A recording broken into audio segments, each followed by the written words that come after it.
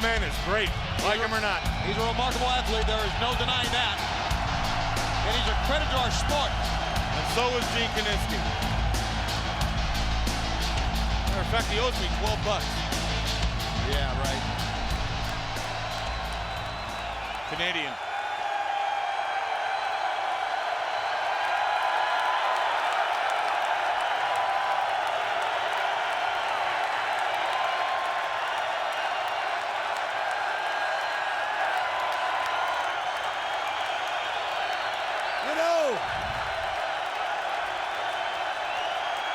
It's nice to be in a place where you get a little respect.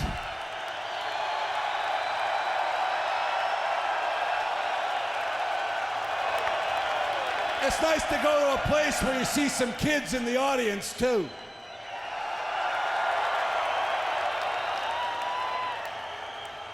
Now you sit back there all night and you sit back and you listen to everybody. And I know everybody's all up in a big, everyone's all upset about the ratings and stuff. So I'm not going to worry about very much tonight. And I think I'm going to start off with a little bit of "Oh Canada."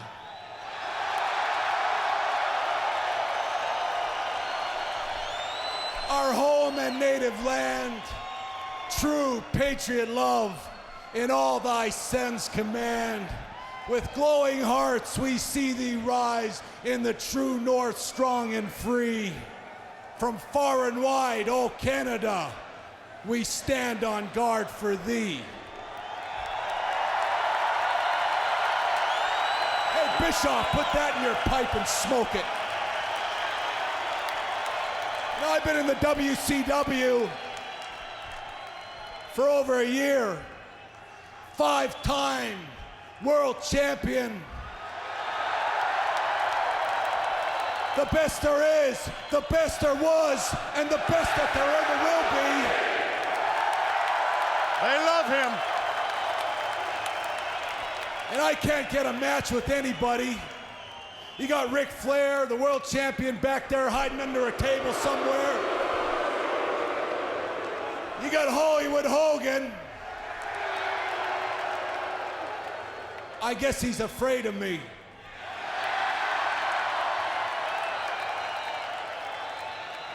You know, I'm gonna get right to the point. I came to the WCW to earn a reputation, not to lose it. And I got one point I want to make. I want to prove that I can excellently execute any wrestler I want, anytime I want. They're behind him.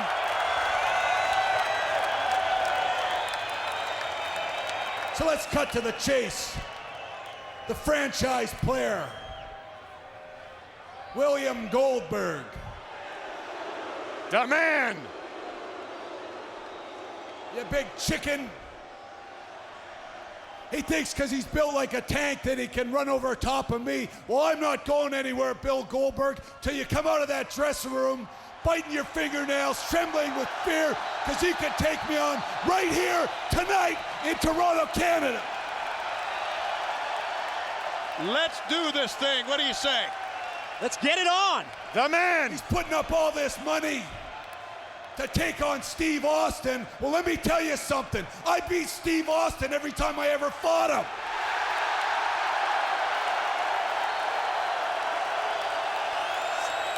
He likes to fancy himself some kind of big, fancy, tough football player. Well, I got news for you, Bill Goldberg.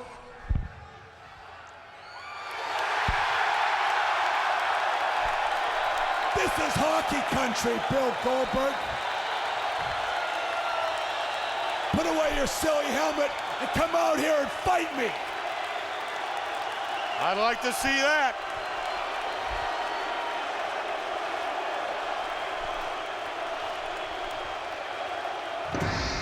Don't look at me. There's nothing more I can say to add to this.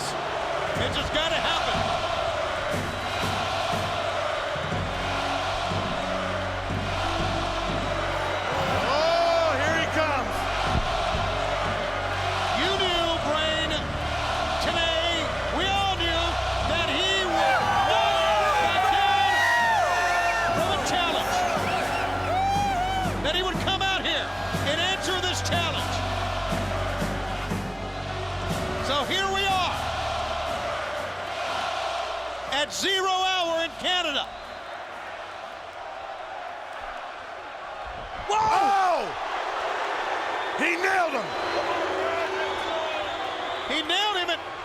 Wait a minute. What happened here? Bret Hart is down and out. So's Goldberg. Goldberg is not moving either. Did you see the impact of the spear? When Goldberg made contact with Bret Hart, both men went down in a heap. That's unbelievable. But you see the way he hit him, Tony? The force he used, it had to knock them both out. But what happened, I do believe that it'll show that when the spear, when he went down, that Goldberg's head may have rocked against the mat as well. Or maybe the force of the shoulder. Bret Hart, obviously the back of the head. We thought, hey, we're going to hook it up and have a great match. We never imagined something like this would happen.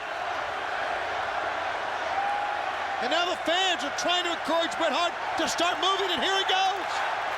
Barely. Goldberg's not moving at all. Yeah, fear the spear. It's what we've always said, what you've said, Mike, and never more evident than what happened right there. In many ways, both men needed to fear the spear there. It wiped them both out. Bret Hart is the only one moving here.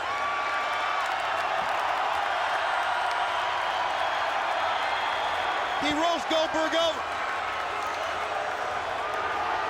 He's going to try to pin one. Great. But that's not the referee counting, and this doesn't count. Oh! How about that? Solid iron, probably. That's probably the best defense for the spear that we've ever seen. What a great move. That's what I call being prepared. Okay, go ahead and respect that. Hey, Bischoff. And the WCW, I quit.